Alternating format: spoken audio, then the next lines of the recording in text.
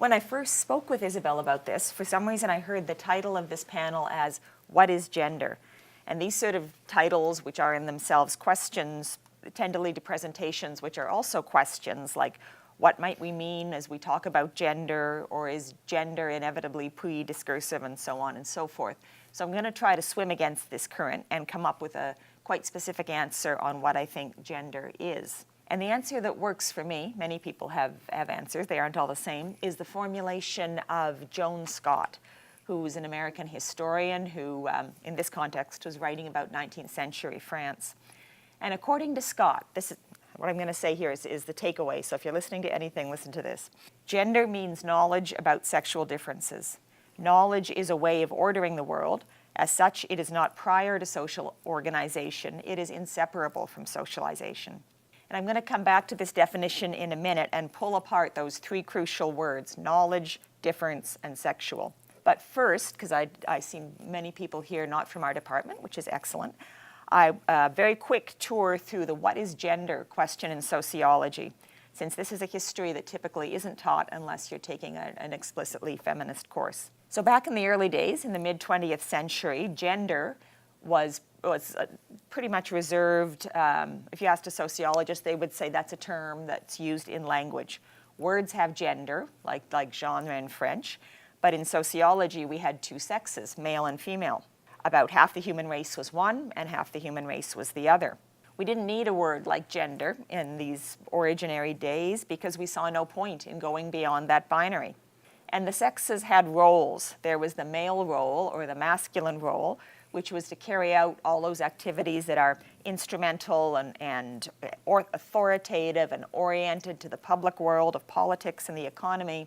And then there was the female role, or the feminine role, which was to do things that are emotionally expressive and nurturing, and mainly happened in the private world of the family. Children were socialized into appropriate sex roles through a lot of institutions. For the sociologists in the room, if you think that I'm channeling Talcott Parsons right now, you are right. And then second wave feminism happened. Feminists in the academy in sociology said, hang on, not only is this sex role paradigm not a good thing because it distorts people's actual experiences, it's also not inevitable that someone with a particular sexual anatomy would fulfill these roles and do these things.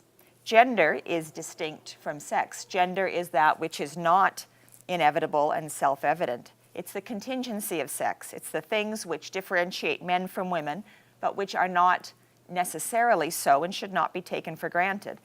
So let's talk about sex roles and more about the social construction of gender, building out from Simone de Beauvoir's observation that one is not born a woman or man, but becomes one. And I'm glossing over a whole lot of debates and political stuff going on there. So there we had a feminist understanding of gender as a system of power, privileges, priorities, which disadvantages women relative to men and justifies the exploitation of women's labor for the economic, political, emotional benefit of men. That understanding has been blown up at least twice in the years between then and now. The first blow-up came from Black and African American feminists who said, okay, this division of the world between advantaged men and disadvantaged women does not work because you're not a woman in the same way that I'm a woman. Race as a form of social organization shapes the experience of gender rather, and then there's class, and a little while later on there's sexual orientation, and on and on. We hear a lot about intersectionality today, which is good and just as it should be, but it's important to know that the ideas go back to the mid-1970s to, for instance, the writings of the Combahee River Collective, a Black lesbian theory and action group who wrote that we believe sexual politics under patriarchy is as pervasive in Black women's lives as the politics of race and class. We find it difficult to separate race and class from gender oppression because in our lives they are most often experienced simultaneously. And this is still, as you know, this is still kind of contested terrain around intersections. Second blow-up came a couple of decades later thanks to queer theory growing out of political struggles for LGBTQ liberation.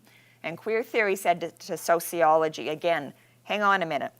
Not only are there multiply inflected and complex ways of being a man or a woman, but there may be no such thing as a real man or a real woman at all.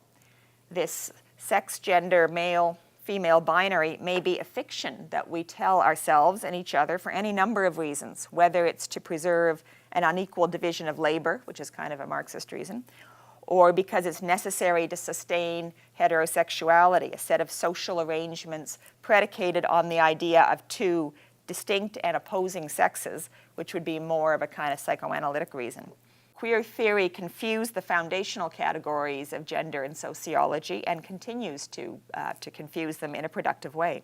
So at this point, you may be wondering, why are we talking about gender at all if it's so thoroughly deconstructed? Or does it make more sense to just ditch the what is gender question and just pursue empirical work on measurable inequalities between the sexes, like the wage gap, which I'm sure you've heard on the news, comes out every year, and it's basically the same thing. Because there's still a great deal to be documented, even if we're working with categories that we know kind of in part of our mind are conceptually discredited. And now it's at this point that I want to come back to Scott's work. Scott provides a definition of gender which is robust across many circumstances and can be used in diverse intellectual and empirical settings. I want to zoom in, as I said, a bit on her words here. The definition boils down to, and now I'm repeating the takeaway, gender as knowledge about difference. First thing to notice, the words that aren't here. The words male and female don't appear here, neither do the words masculine or feminine, neither do the words two sexes or opposing sexes for that matter. So gender is something other than a variable with two values or a pair of descriptive categories. What is it? The word I want to look at first is knowledge. When Scott uses knowledge, she doesn't mean objective truth or even reality. Many of the things we think we know are not objectively true. We only need to look down south to see the power of alternative facts. When Scott talks about knowledge, she means something closer to the colloquial use of belief, things which may be objectively true or may not be, but the important thing is that we act as if they were true.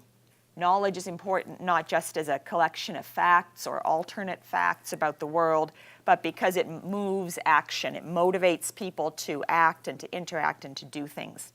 This doesn't mean we're always rational, knowledgeable actors, and that we never act in ways which contradict our knowledge of the world, but it does mean that knowledge about the world is always present as the ground of gender. Second word I want to look at is actually the last word that I gave you, and that's difference. It's pretty much axiomatic that people are very different, but these differences are themselves different, one from another. To take a really kind of facile example, I am shorter than most adults in North America, but it's safe to say that this fact of shortness or height difference has had almost zero impact on my life. I am not conscious of myself as a short person. I don't believe that my interactions with other people are influenced by our relative heights. In some alternate universe, we could imagine height might be a very important axis of differentiation, but not so much in our universe. I am not aware of any historic weight attaching to, being the height that I am. My situation might be different if I was really, really remarkably short, but as it stands, there is no knowledge about difference pertaining to height, which really affects my life. So when Scott says difference, she doesn't mean every possible difference that could exist. And so we zoom in on the kind of difference she's talking about, which is sexual difference. What is sexual? That is a word which creates definitional angst. If we do what all truly rigorous scholars do, and we ask Google, what is sexual? We get basically two answers which fuse into one answer. Sexual is the word that's used to cover erotic energies, attractions, desires, practices on one hand, and it's also the word which covers the biological reproduction of human beings through the meeting of the egg and the sperm, wherever they happen to meet, and the mixing of genetic materials. And these two sexual things are obviously not the same, yet we use one word to cover them both, probably because they usually involve the same parts of bodies.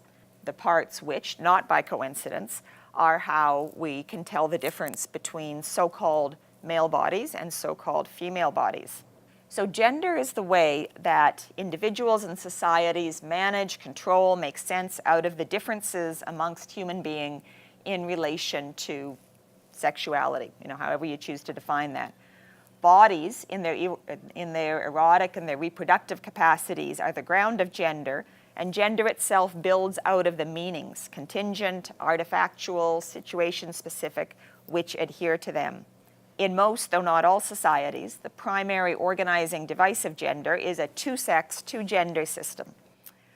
There are two kinds of bodies, and these bodies carry different attributes, masculine and feminine, and the people in these types of bodies are both profoundly different from and profoundly attracted to people in the other types of bodies. We know that this is not a universal or cross-culturally valid way of organizing the world. People who study gender schemas, like Sandra Bem, point out that the two-gender system doesn't stop with people. It becomes a template which organizes all sorts of other phenomena, from colors to food to job. Gender spills over from human bodies to color all sorts of things. Just think about the difference between a Cosmo as a drink and dark beer. Sometimes this is because of a preponderance of gendered bodies, as when we talk about the gendering of occupations such as nursing, and sometimes it is utterly arbitrary, as there is no discernible reason why pink should be a feminine color, yet it appears to be so.